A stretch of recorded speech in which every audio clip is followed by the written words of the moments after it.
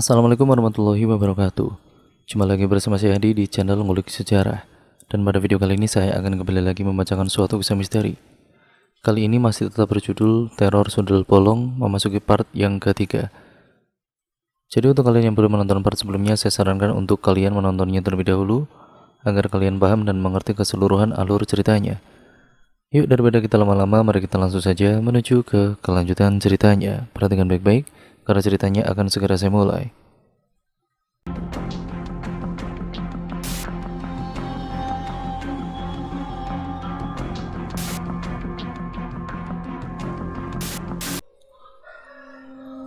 Brian mendekati Vita yang masih terisak-isak di atas ranjang. Gadis itu merasa sangat kesakitan di sekujur tubuhnya.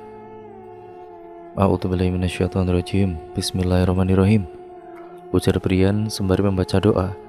Brian meremas daun kelor di tangannya agar mengeluarkan sedikit air. Fit, bertahanlah. Ini akan sedikit sakit, ujarnya. Lilis ikut mendekat sembari memegangi tubuh Vita. Lily ikut merangkul erat di kaki ibunya karena ketakutan. Brian kemudian menempelkan perasan daun kelor itu ke tubuh Vita yang berlubang. Rasa panas mulai menyengat membuat gadis itu mengerang kesakitan. Namun ia harus bertahan kalau ingin penyakitnya itu sembuh. Dari lubang-lubang itu keluarlah beberapa kaki-kaki kecil lalu menjalar di tubuhnya.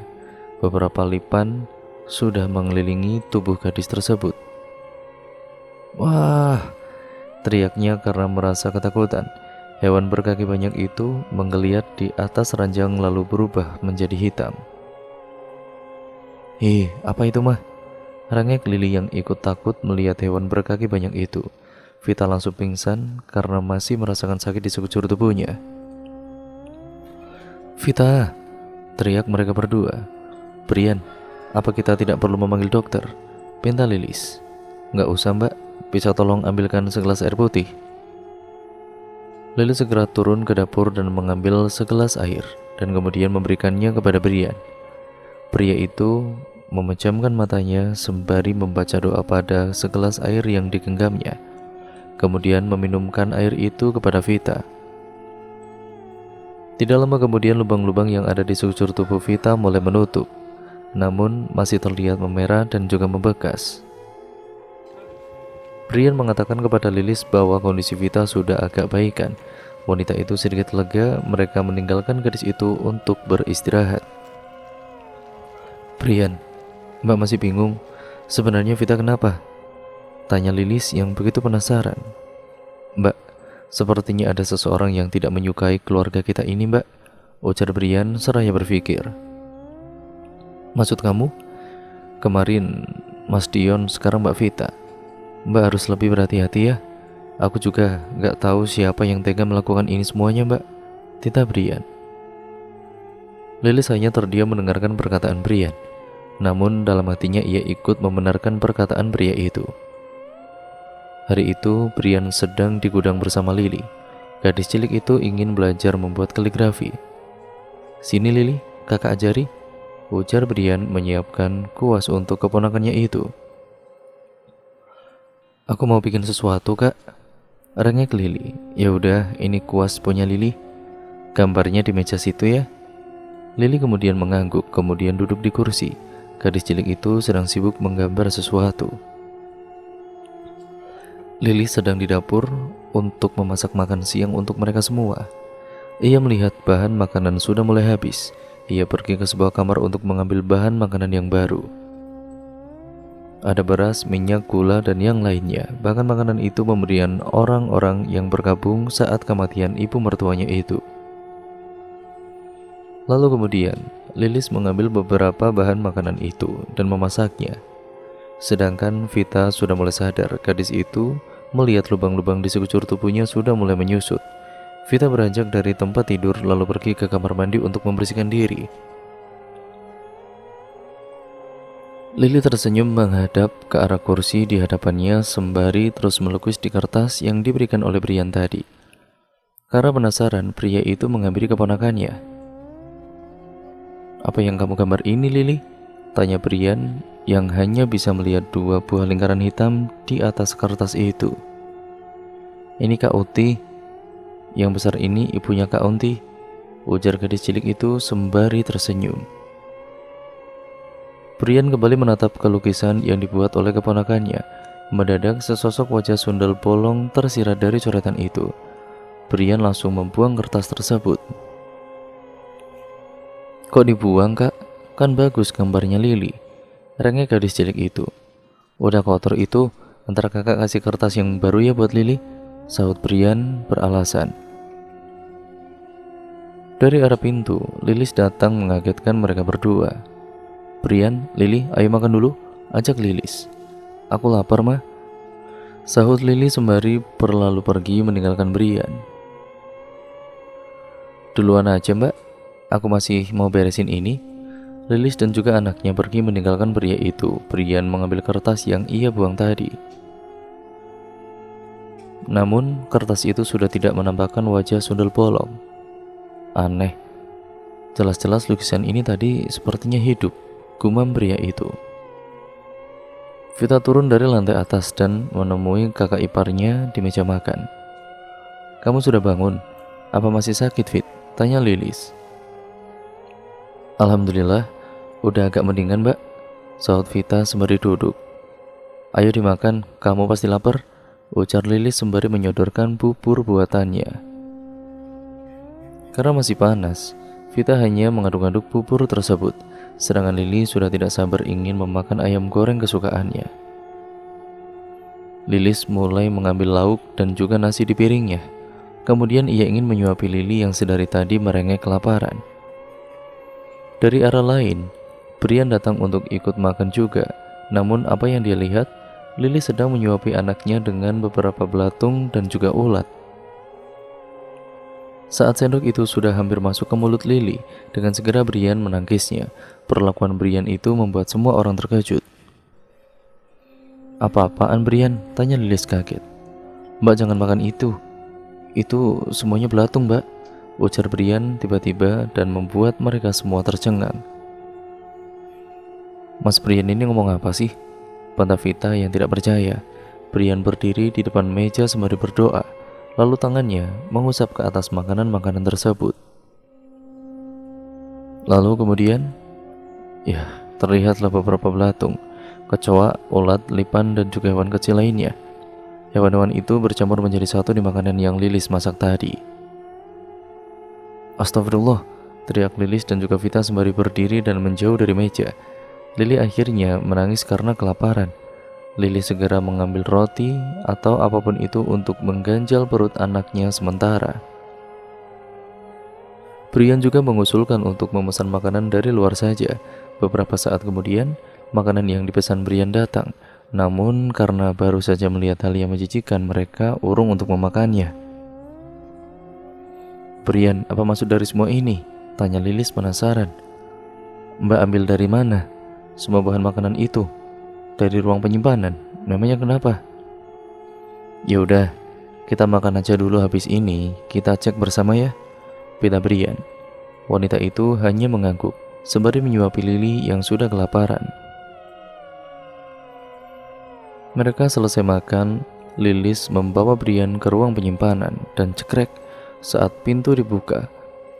Bau busuk langsung menyengat ke hidung pria berambut hitam itu. Bau banget mbak, ujarnya. Aku gak nyium apa-apa tuh, sahut Lilis. Brian melihat beberapa belatung dan hewan seperti lipan sudah mengelilingi bahan makanan itu. Di beras, gula, teh, dan juga bahan lainnya. Dari mana mbak beli semua bahan-bahan ini? Tanya Brian. Ini gak beli Ian. Saat takziah banyak dari kerabat ibumu yang memberikan semua bahan makanan ini, jelas Lilis. Ya Allah mbak, sebenarnya siapa yang ingin keluarga kita ini hancur? Ridi Brian masih dengan rasa penasaran. Mendengar perkataan Brian, wanita itu terkejut dan tidak tahu maksud dari perkataannya tadi. Ian, maksud kamu apa? Mbak gak ngerti, ujar wanita itu. Mbak, kita harus buang semua makanan ini. Nanti aku akan belanja ke supermarket ya. Lilis hanya mengangguk sembari membantunya membuang semua makanan itu. Brian pergi ke kamar kemudian mengambil ponsel pria itu, ingin kemudian menghubungi Ustadz Yusuf untuk meminta bantuan. Namun ternyata pria tua itu sedang pergi umroh. Akhirnya Brian tidak bisa meminta bantuan kepadanya. Apa yang harus aku lakukan? Gumam pria itu seraya mengusap dahinya.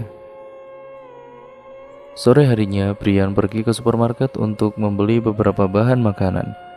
Ia membeli beras, daging, telur, dan beberapa makanan lainnya. Brian pun dengan tidak sengaja melihat wanita yang kesusahan mengambil sekaleng kacang dari rak yang begitu tinggi. Terbesit hatinya untuk membantu. Brian mengambilkan kaleng kacang itu. Wanita itu terkejut dan berbalik. Dinda kaget karena mendapati Brian sudah ada di hadapannya. Tadinya mau ku gendong biar ngambil sendiri, tapi takut kena jewer sama bu guru yang galak. Celetuk Brian yang tahu wanita itu adalah Dinda. Coba aja kalau kuat, sahut Dinda. Yakin nih, ku gendong beneran loh, ujar pria itu yang sudah siap mengangkat tubuh Dinda. Apaan sih, bikin malu aja?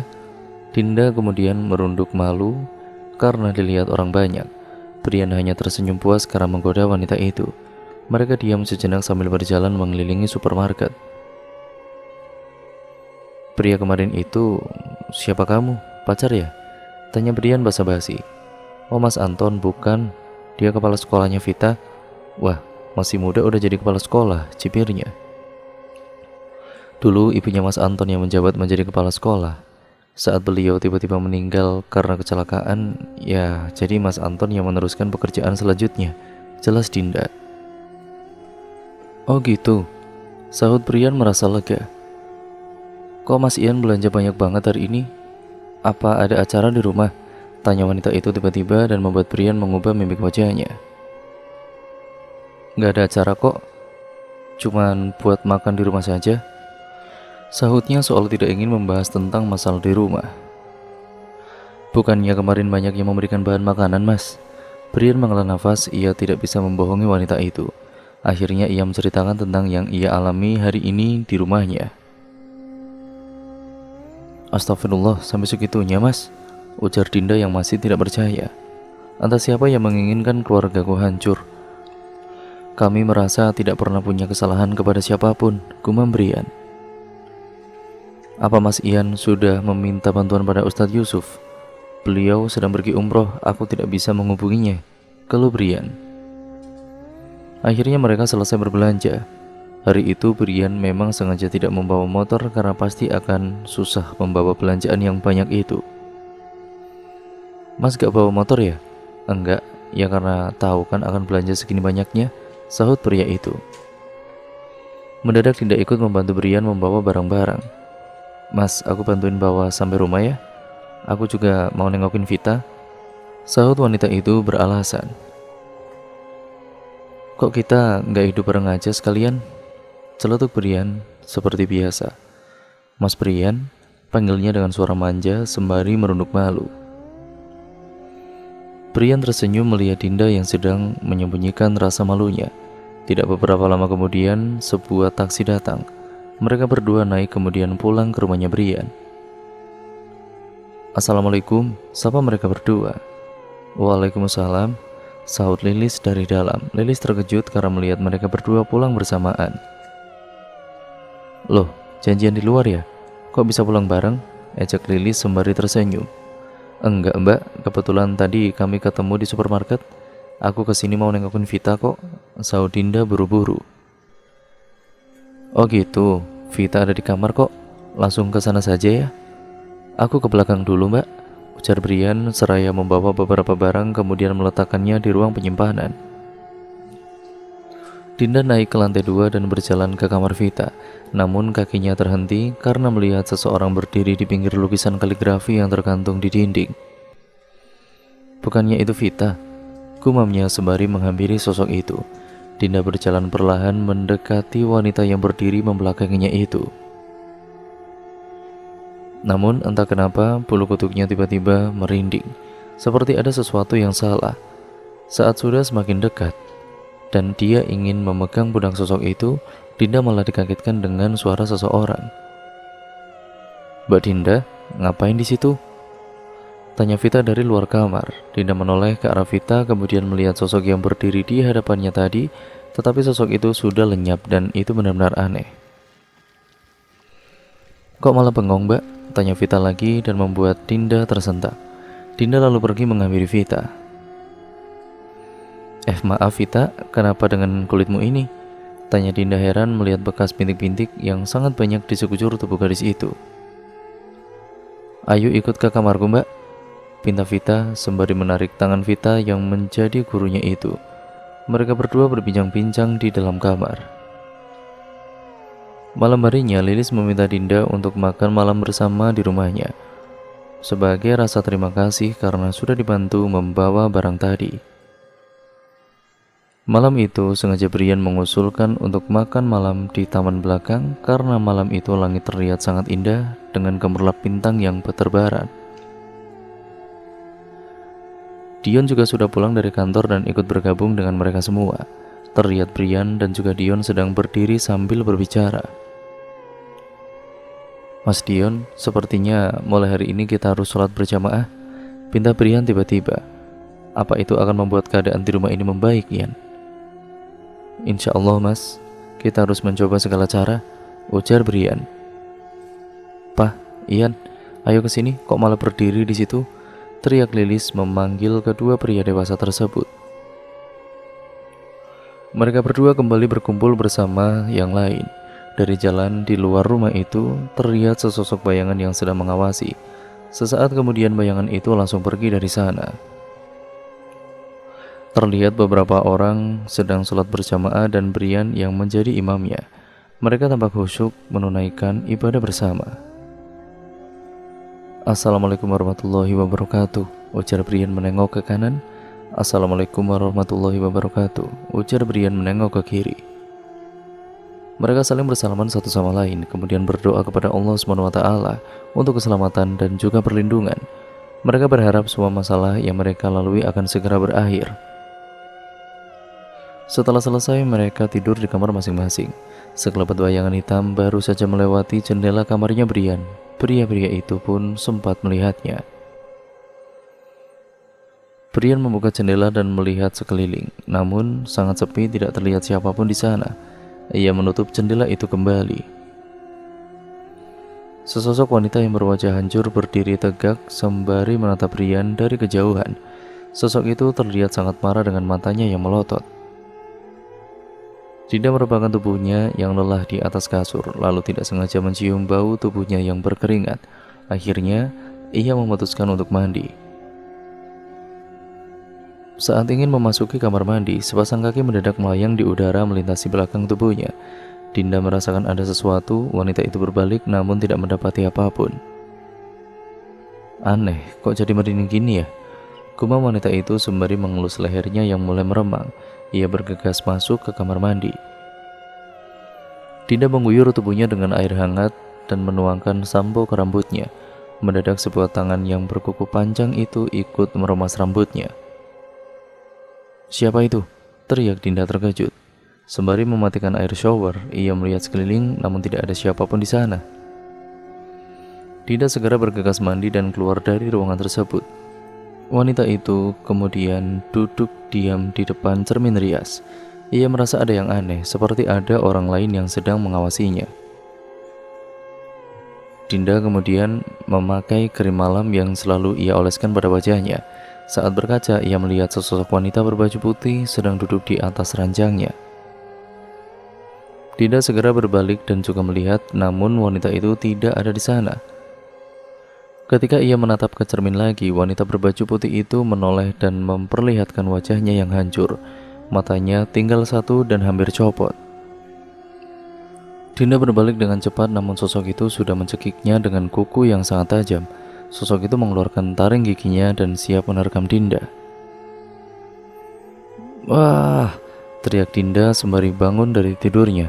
Napas wanita itu terengah-engah. Mimpi apa itu tadi? Gumamnya dan juga segera beranjak dari tempat tidur. Baru sebentar ia berdiri, kakinya langsung dipegang oleh sepasang tangan berwarna biru. Wah! Teriak Dinda dan kembali ke atas ranjang. Ayahnya mendengar teriakan wanita itu. Dinda, ada apa? Kenapa teriak-teriak? Tanya Harun. Gak apa-apa ya, cuman tikus kok. Sahut Dinda tidak ingin membuat ayahnya itu khawatir. Merasa sudah aman, Dinda turun dari ranjang. Ia membuka spray yang menutupi kolong ranjangnya, tetapi tidak ada apa-apa di sana. Dinda merasa bingung dengan semua yang terjadi padanya akhir-akhir ini. Vita menghampiri Brian yang sedang melukis kaligrafi di gudang. Kok belum siap-siap? Hari ini gak nganterin aku sekolah ya? Tanya Vita sembari menjinjing tasnya. Maaf ya, Mas gak bisa nganterin soalnya harus jagain Lili. Mbak Lilis pagi-pagi udah ke pasar, besok aja ya, sahut Brian. Ya udah deh, Vita berpamitan pada kakaknya itu. Sesampainya di sekolah, Vita segera menghampiri Dinda yang sedang berdiri di gerbang sekolah. Pagi Bu, sapa Vita pada wanita itu. Pagi juga Vita, ujarnya sembari tersenyum, namun matanya sedang berkeliling seperti mencari sesuatu. Nyari Mas Brian ya? Hari ini dia nggak nganterin, soalnya lagi nungguin Lili di rumah, celetuk Vita. Siapa juga yang nyari dia? Udah sana, masuk sana, sahut Dinda beralasan. Vita hanya tersenyum melihat gelagat wanita itu. Dinda terlihat sedang berjalan di koridor sekolah, kemudian dia mendapat panggilan telepon dari Brian. Iya Mas Brian, ada nyariin aku nggak? Celetuk pria itu seperti biasa. Enggak tuh, sahut Dinda sembari menahan tawa. Bohong banget, kudoain mandul nih. Ah, kejamnya. Ntar malam mau makan malam nggak? Pinta Brian. Boleh. Ya udah, ntar sore aku jemput kamu ya. Terus si Vita gimana? Udah biarin dia pulang sendiri, yang penting kamu jangan bilang kalau aku mau ke situ, pinta pria itu. Ih, udah mulai berani bohong ya, cibir Dinda. Yang penting aku nggak pernah bohong tentang perasaanku ke kamu, celotuk pria itu. Gombal, udah ah, sampai ketemu nanti sore ya. Dinda mematikan panggilan itu. Ia tersenyum bahagia. Pria menaruh ponselnya di atas meja, kemudian tersenyum puas. Dinda, tenang saja. Sebentar lagi kamu bakal jadi milikku seutuhnya, gumam pria itu sembari menatap sebuah lukisan yang ia buat. Itu adalah lukisan wajah Dinda. Saat di ruang guru, Dinda terlihat memijat-mijat kaki kanannya yang tiba-tiba terasa sakit sejak tadi pagi. Entah apa yang berlaku pada kaki itu. Anton yang melihat wanita itu seperti kesakitan datang melihatnya. Ada masalah apa Din? Kenapa dengan kakimu? Tanya Anton. Oh nggak apa-apa mas, mungkin kecapean aja, sahut Dinda. Ya kenapa nggak ke rumah sakit aja untuk periksa? Dinda melihat sekeliling, semua orang tampak menatapnya. Ia merasa risih. Udah agak baikan kok. Makasih mas, aku lanjut ke kelas dulu, ujar wanita itu sembari pergi meninggalkan Anton. Dinda berjalan memasuki kelas dengan tertati-tati. Dari jendela kaca terlihat sosok anak kecil yang bermata hitam sedang bergelantungan di kaki milik Dinda. Saat sedang asyik menggambar, Brian mendengar cekikan Lili dari lantai atas. Ia berpikir keponakannya itu sudah bangun. Pria itu bergegas ke kamar Lili. Saat membuka pintu kamar itu, terlihat Lili sudah bangun dari tidur. Gadis cilik itu duduk terdiam di pojok kasur. Lili, kamu sudah bangun? Gadis cilik itu menoleh ke arah Brian yang sedang mendekat. Astagfirullah, Brian terkejut karena melihat wajah Lili yang dikerumuni oleh lintah. Lili kemudian mendesis, langsung terbang ke arah Brian. Gadis cilik itu menggigit leher pria itu hingga mengeluarkan darah. Ah, teriak Brian karena kesakitan. Lilis yang baru saja pulang dari pasar mendengar teriakan dari lantai atas. Wanita itu segera melihat apa yang terjadi. Betapa kagetnya dia saat melihat Brian dan Lili sedang bergulingan di lantai. Ada apa ini? Teriak Lilis dan segera membantu mereka. Mbak Lilis, tolong pegangi Lili, pinta pria itu sembari menahan rasa perih. Apa yang terjadi pada Lili, Brian? Tanya wanita itu dengan cemas. Lili kemudian mengaung dan memberontak, kemudian Brian memegang kepala gadis cilik itu. Ia membaca beberapa doa hingga membuat tubuh Lili bergetar.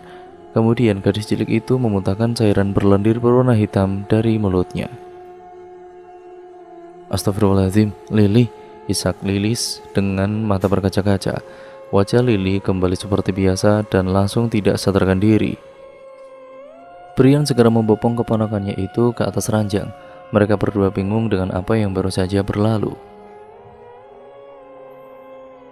Brian, biar aku yang menunggu Lili. Kamu cepat obati luka kamu, suruh wanita itu saat melihat leher Brian yang mengeluarkan banyak darah. Iya mbak, sahut Brian sembari pergi untuk mengobati lukanya.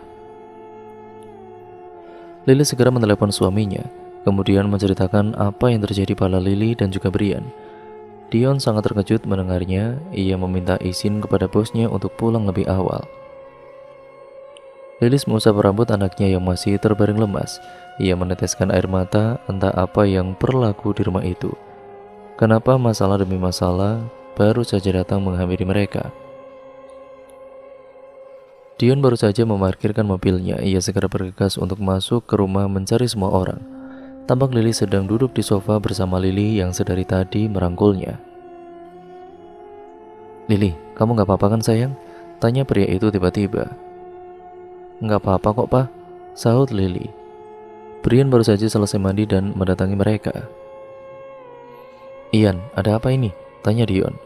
Brian menjelaskan bahwa Lili kerasukan setan, namun sekarang keadaannya sudah lebih baik. Dion pun merasa lega mendengarnya. Kenapa dengan lehermu? Apa Lili yang melukainya? Bukan Lili, tapi setan yang merasuki dia, sangga Brian. Kamu mau kemana Ian? Kok udah rapi? Tanya Lilis. Mau makan malam sama Dinda? Ya karena Mas Dion udah balik, jadi aku bisa pergi. Hati-hati kamu. Iya mas. Brian berpamitan, kemudian berjalan keluar rumah. Ia bergegas menemui Dinda. Dinda sedang berada di kamar mandi mencuci tangannya. Mendadak ia menjatuhkan pulpen yang biasa ia bawa. Saat ingin mengambil pulpen itu, sebuah tangan berkuku panjang ikut memegang tangannya. Astagfirullah. Sontaknya kaget sembari melihat sekeliling. Mendadak sebuah pesan masuk ke ponselnya. Itu dari Brian. Pria itu sudah menunggunya di luar gerbang. Dinda segera bergegas keluar dari kamar mandi. Anton melihat wanita itu berjalan terburu-buru. Din, kok lari-lari gitu? Tanya Anton yang melihat wajah Dinda seperti kebingungan. Mas Anton belum pulang. Ini baru mau pulang. Ayo kok antar pulang sekalian, pinta pria itu. Gak usah mas, aku udah dijemput kok. Begitulah tolak Dinda. Sama Om Harun. Bukan mas, itu Mas Brian yang jemput aku. Duluan ya, ujar wanita itu sembari pergi meninggalkan Anton. Pria itu tampak tidak senang melihat kedekatan Dinda dengan Brian. Brian melihat Dinda sedang berjalan menghampirinya.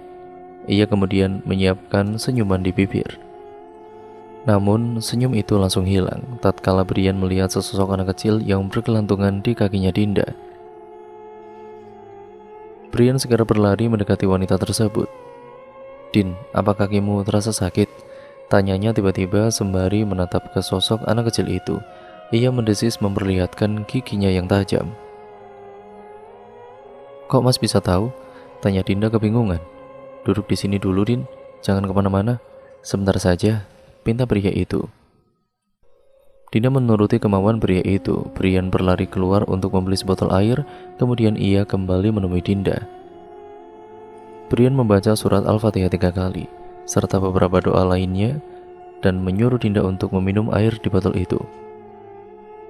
Minum air ini dulu Din, pinta Brian. Makasih mas, sahut wanita itu sembari meminum air itu.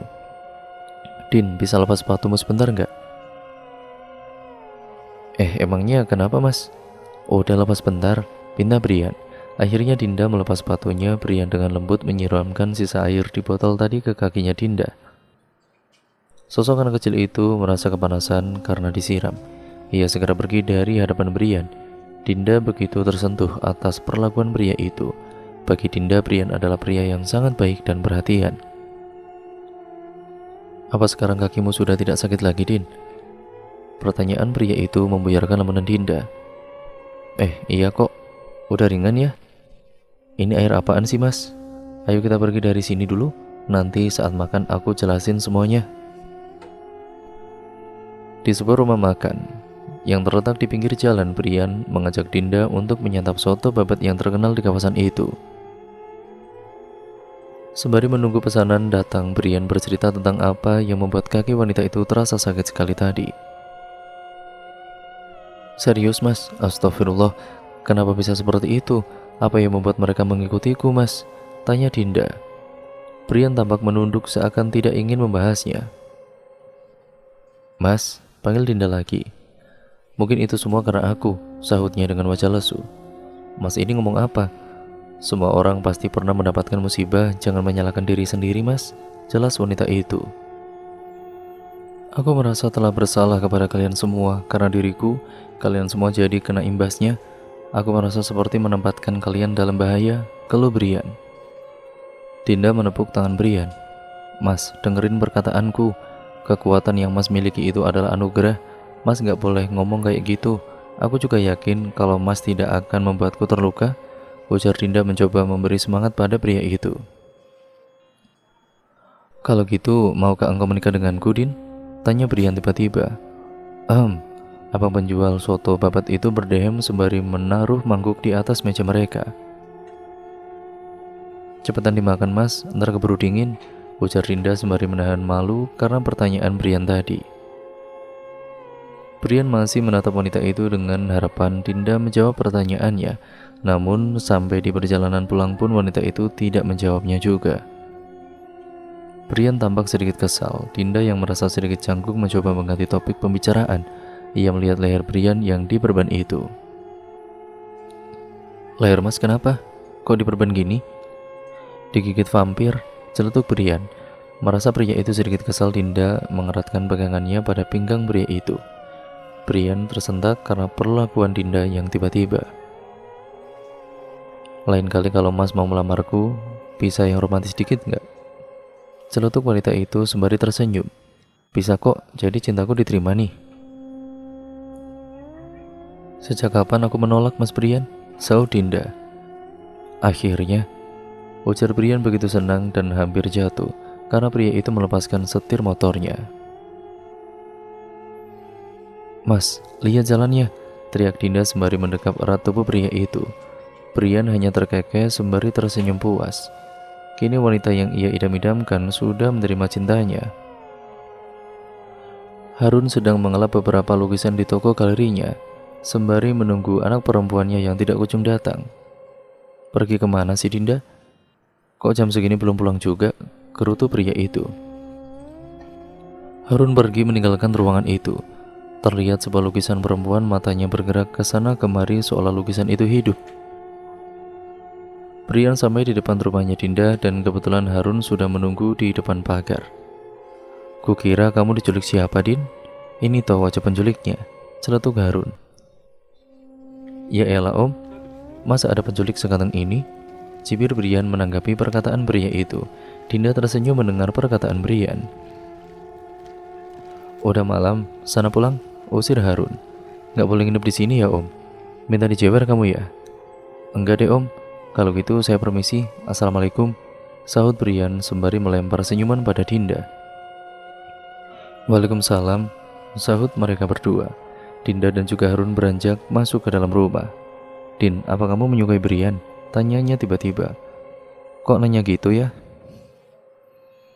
Brian itu pria yang baik walaupun sedikit usil, tapi ayah menyukainya, ujar Harun. Jadi ayah merestui hubunganku dengan Mas Brian nih? Iya, ayah yakin Brian mampu menjagamu dengan baik. Makasih ya, sahut Dinda sembari memeluk ayahnya.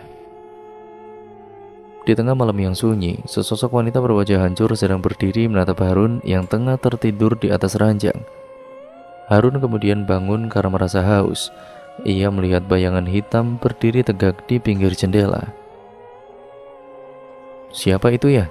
Gumam pria itu sembari mengusap matanya agar bisa melihat dengan jelas. Rambut wanita itu acak-acakan, perutnya buncit seperti sedang hamil. Mendadak perut wanita itu terbelah, lalu keluarlah bayi dengan badan yang berlumuran darah dari sana. Bayi itu merangkak ke arah Harun dengan tatapannya yang tajam. Harun ingin berteriak dan juga pergi dari sana, namun tubuhnya terasa kaku, seperti sedang diikat oleh sesuatu. Sosok wanita itu berjalan mendekati Harun. Terlihatlah punggungnya yang berlubang dan mengeluarkan belatung serta nanah. Pria itu menelan ludahnya sendiri karena merasa sangat ketakutan. "Lama tidak bertemu, Harun," ujar wanita itu dengan mata yang melotot. Harun menggeleng seakan berkata untuk tidak menyakitinya, namun wanita itu langsung mencekik lehernya. Bayi yang berumuran darah tadi ikut menggigit bagian tubuh Harun, hingga pria itu kesakitan tidak bisa bernafas lagi. Hihihihi. Wanita itu tertawa sembari meninggalkan tubuh Harun yang sudah menghitam. Sosok itu berjalan sembari menggandeng bayinya lalu hilang di kegelapan malam. Lalu kemudian, pria duduk di ruang tamu sembari menyeduh segelas kopi hangat. Entah mengapa ia masih belum bisa tidur. Brak! Suara jendela kayu yang tiba-tiba terbuka sendiri mengagetkannya.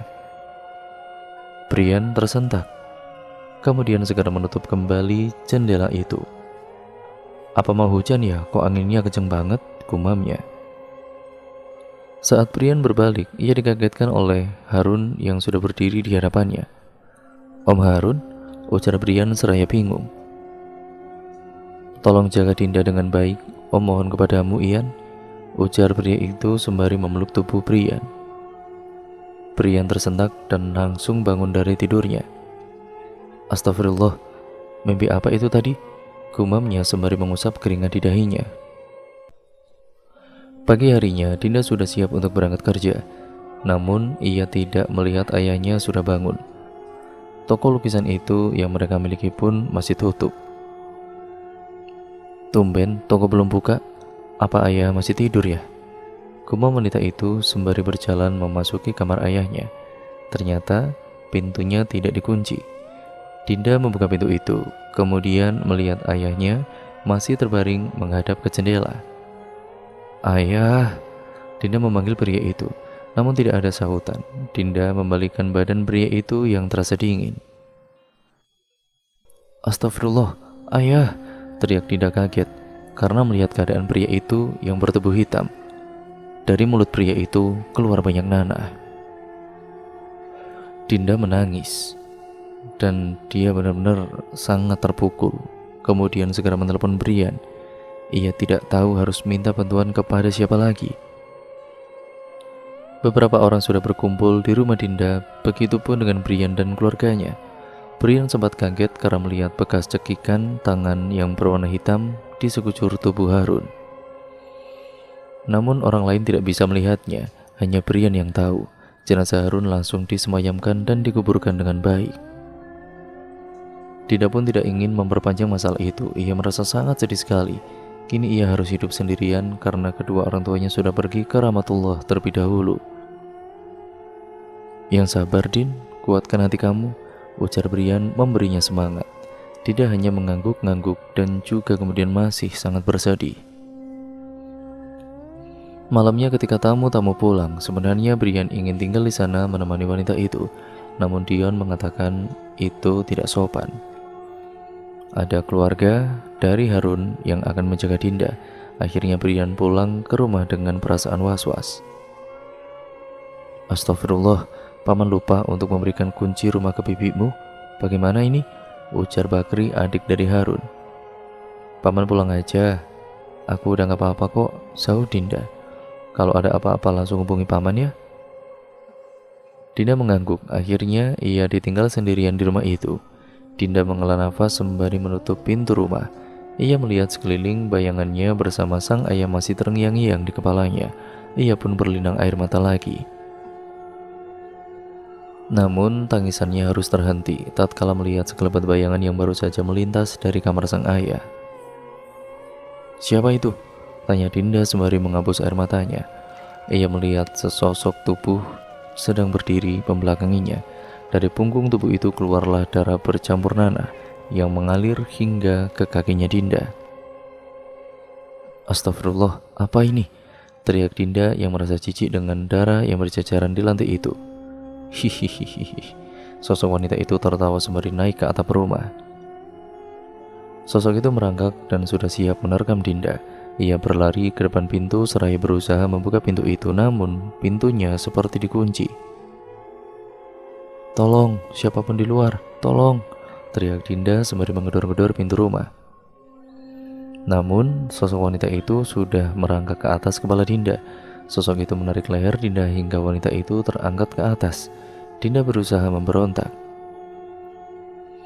Brian kemudian bergulingan di atas ranjang. Sesekali ia bangun lalu berbaring kembali.